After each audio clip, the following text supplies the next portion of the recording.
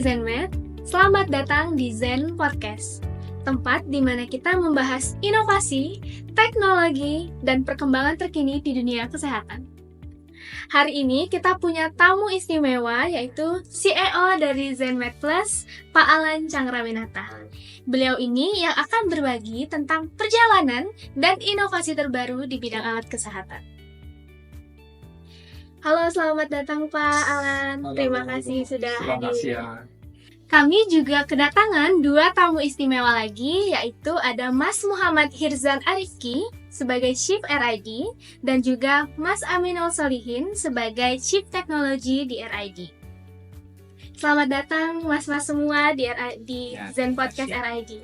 Terima kasih, selamat siang. Gimana kabarnya Mas-mas semua? Ya, alhamdulillah baik. Alhamdulillah. Gimana Pak kabarnya Pak? Sehat. Sehat ya.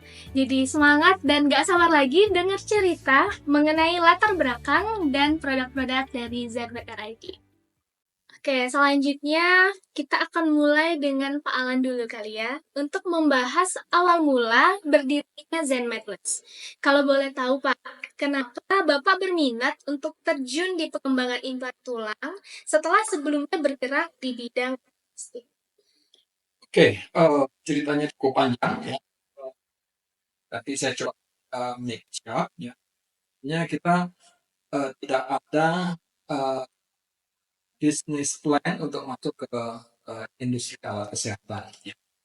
Pada saat kita mendapatkan penghargaan Best Exporter ya dari pemerintah di tahun 2014, yang pada akhirnya buat BPPT kita ya. Kemudian tidak lama berselang tim BPPT coba approach kita untuk menginvite kita melakukan kolaborasi di research untuk natural biomaterial ya, untuk orthopedic implant. Ya. Pada awal mulanya kita tidak terlalu tertarik ya, tapi setelah diyakinkan oleh teman-teman BPPT, akhirnya kita coba ya, karena BPPT bilang bukan research yang hanya menghasilkan white paper, tapi harus masuk sampai ke hilirisasi atau komersialisasi, sehingga dampak research yang dibiayai oleh pemerintah itu bisa memberikan dampak ekonomis buat masyarakat maupun ke negara. Itu awal cerita. Oke. Lumayan panjang berarti ya Pak ceritanya. Ya, dari 2014 waktu itu kita sign MOU di depan Pak Jokowi itu di tahun 2014, tepatnya di Hateknas ya. Nah, 2015 kita baru memulai research. Dari Zenmed Plus sendiri kan juga mengembangkan alat-alat elektromedis hasil inovasi anak bangsa yang dimotori oleh Mas Hirzan dan Mas Amin ini ya Pak. Mungkin bisa diceritakan nih Pak Alan, apa yang melatar belakangi Zenmed Plus ini untuk turut terjun di bidang elektromedis yang sebelumnya merambah ke implan tulang? Oke, ini pertanyaan menarik ya, karena waktu awal kita masuk ke implan ortopedik ya, kita start riset 2015, kemudian kita launching di 2017 setelah 3 tahun research untuk biomaterial. Pada saat kita mulai masuk ke pasar, ternyata banyak kebutuhan. Bukan banyak kebutuhan ya, industri alat kesehatan terutama ortopedik itu tidak mudah, terlalu banyak entry barrier ya untuk masuk ke ekosistem ini ya. Kemudian tidak lama berselang ya kita menghadapi pandemik ya COVID-19, di mana pada saat itu dokter takut dengan pasien ya, tidak banyak operasi yang dilakukan di rumah sakit. Kemudian juga penetrasi market yang cukup sulit di awal-awal. Kemudian juga pada saat COVID ya kita diminta oleh Dr. Agus Radian Rahim untuk membantu pemerintah menangani COVID untuk membuat ventilator sederhana sebenarnya ya. Nah, kemudian saya coba kumpulin teman-teman engineers dari berbagai disiplin ilmu yang kita miliki, bisa nggak kita membuat ventilator sederhana ini? Ya, akhirnya kita sepakat, oke, kita kick off, kita memulai proyek itu di tahun 2020 akhir untuk ventilators ya. pada saat menjelang proses development ventilator ini selesai, COVID mulai mereda, ya. Nah, dari situ kita juga berdiskusi dengan beberapa praktisi kedokteran untuk alat kesehatan yang sifatnya life support itu proses sampai ke marketnya sangat panjang, ya. Nah, karena kita membutuhkan cash cow, ya, revenue untuk membiayai divisi RID kita, ya, Research Innovation Department kita. Akhirnya kita coba banting setir, kita masuk ke alat kesehatan elektromagnetik yang sifatnya preventif, ya. Nanti bisa dilanjutkan oleh Mas Hirsan dan Mas Amin apa aja yang sudah dilakukan, yang sudah didevelop selama beberapa tahun terakhir sejak COVID sampai hari ini. Berarti dengan kondisi industri kesehatan di Indonesia, seperti yang kita tahu juga, pemerintah beberapa tahun belakang ini gencar mendorong penggunaan TKDN di sektor alat kesehatan. Hal ini tentunya juga membawa angin segar bagi dunia pengembangan dan distribusi alat kesehatan di Indonesia.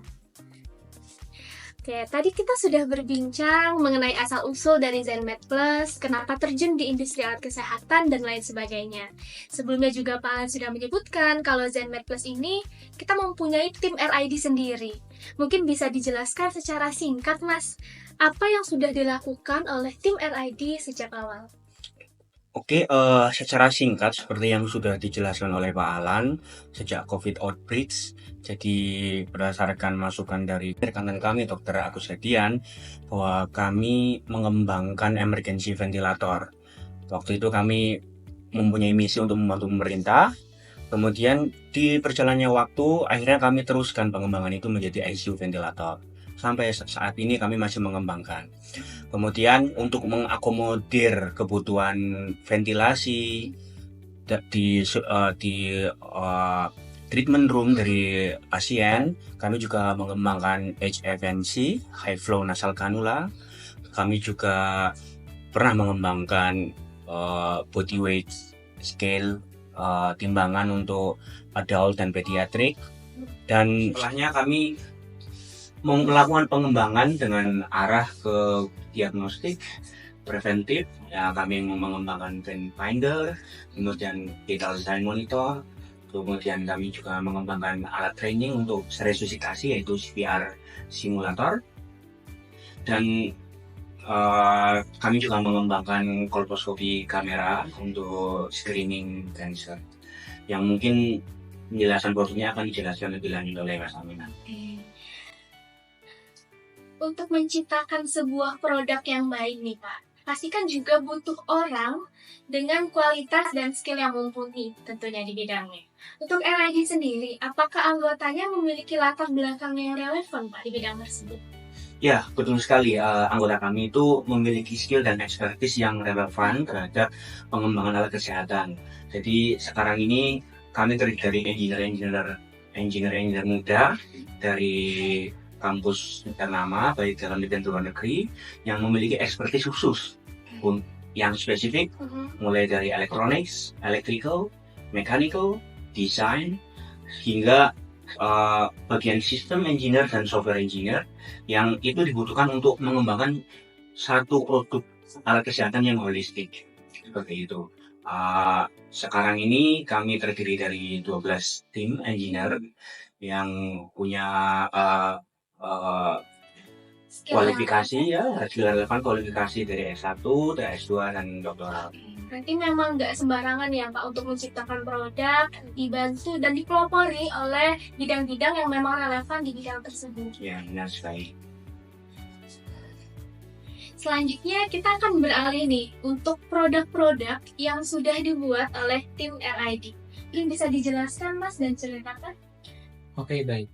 Jadi saya akan mulai dari produk vital sign monitor, yang mana kita selalu memulai suatu pengembangan dari kebutuhan. Kebutuhannya adalah kebutuhan oleh pasien. Untuk vital sign monitor sendiri, kita tahu bahwa critical patient di intensive care unit itu sangat penting ketika pasien-pasien sedang kritis atau perlu penanganan lebih intensif untuk diagnosis lanjutan. Salah adalah perlu dipantaunya alat yang memang dibutuhkan untuk kebutuhan vital sign tersebut, yang dari detak jantung, suhu tubuh, ECG, sampai untuk saturasi oksigen. Dari kebutuhan itu kita mau memformulasikan suatu produk yang benar-benar dibutuhkan, tidak hanya bisa dipakai di ICU, tapi bisa juga di ambulans dan bisa juga di bedside patient monitor.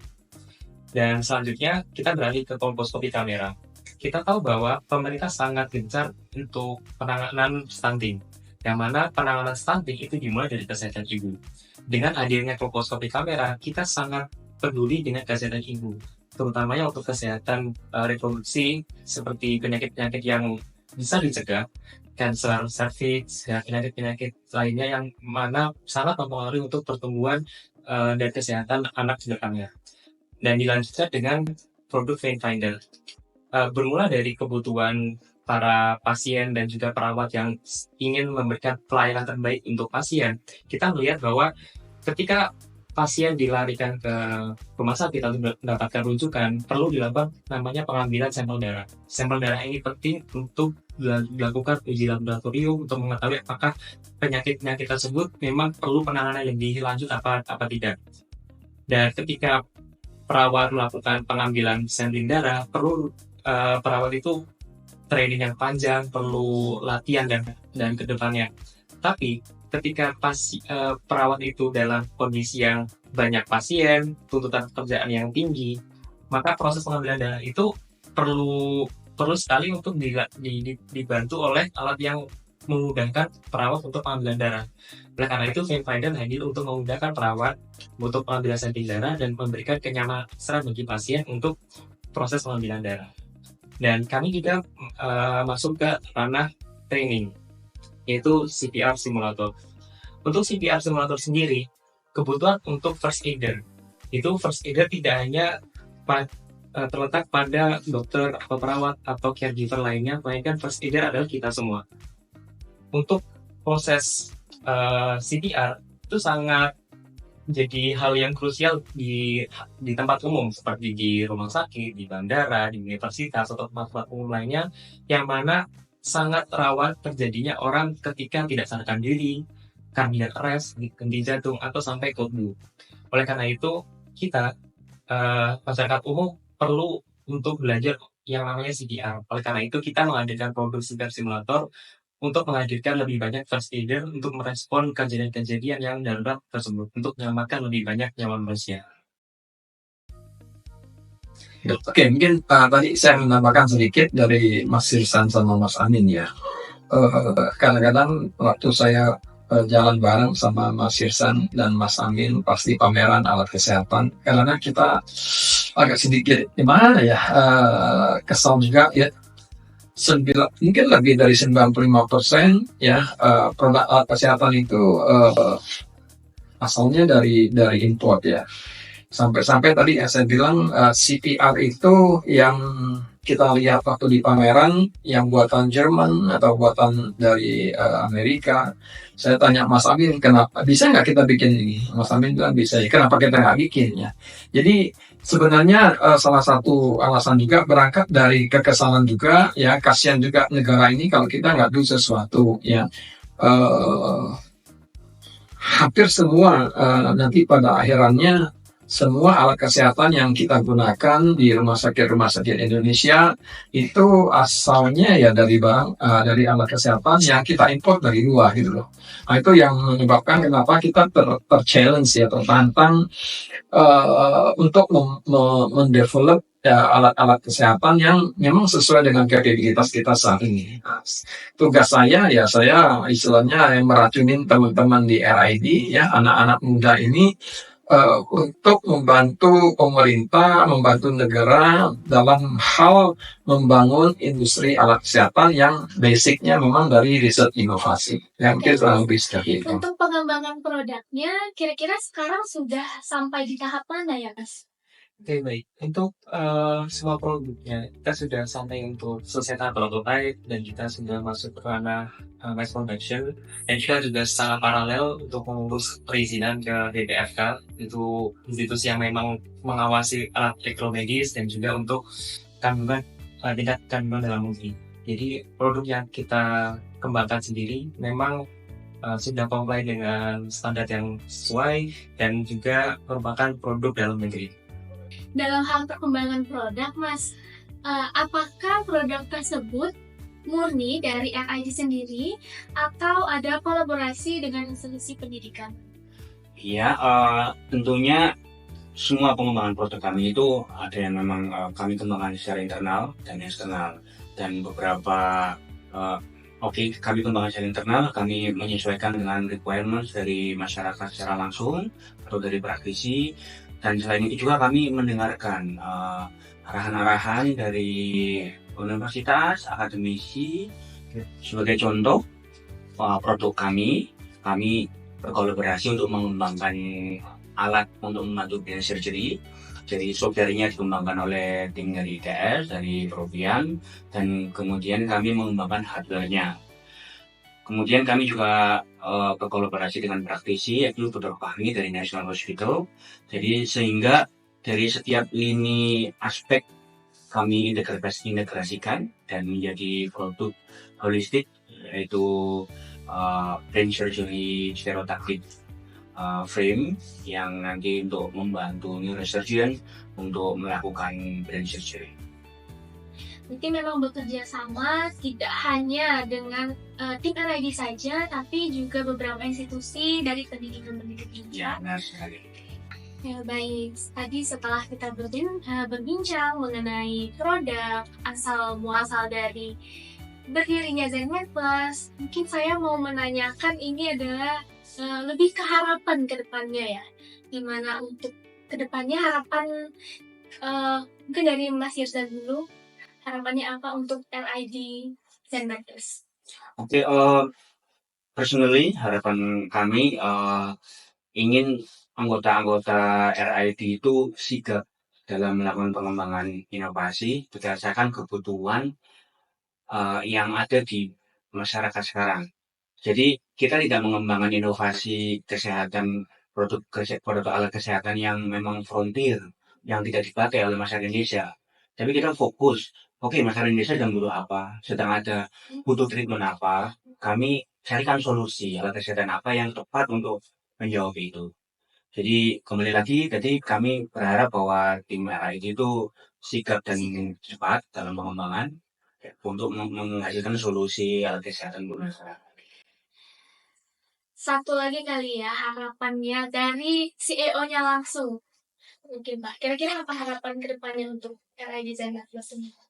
Ya, tentunya makin ke depan ya teman-teman di RID dengan pengalaman yang kita miliki beberapa tahun terakhir ini semakin mampu untuk mendevelop produk-produk alat kesehatan khususnya elektromedik ya yang memang dibutuhkan oleh negara kita ya. Jadi dengan demikian kita juga membantu pemerintah untuk menghemat devisa ya dalam hal importasi alat kesehatan, dan tentunya juga ya butuh regulasi atau supporting dari pemerintah ya dalam hal ini Kementerian Kesehatan untuk mendukung, membangun, menjaga sehingga industri alat kesehatan Indonesia semakin berkembang dan maju, dan tentunya diberi kepercayaan untuk digunakan di rumah sakit yang ada di Indonesia. Itu sih. Luar biasa sekali ya. Semoga nanti harapan-harapan ini akan tercapai ke depannya. Oke, Sobat Netizen Med, tadi kita sudah berbincang mengenai awal mulanya terbentuk dari ZenMed Plus, kemudian produk-produk apa saja yang sudah dikembangkan, mengapa produk tersebut bisa diciptakan, hingga hilirisasi ke masyarakat, kemudian juga ada juga untuk berkolaborasi bersama pendidikan-pendidikan atau institusi lainnya. Kami juga membuka peluang untuk bekerja sama, riset dan inovasi alat kesehatan guna membangun dan mengembangkan industri alat kesehatan buatan Indonesia. Sekian dan terima kasih untuk episode Zen Podcast hari ini. Jangan lupa subscribe dan ikutin terus update-update terbaru dari Zen Podcast. Untuk info lebih lanjut bisa hubungi link di bawah ini.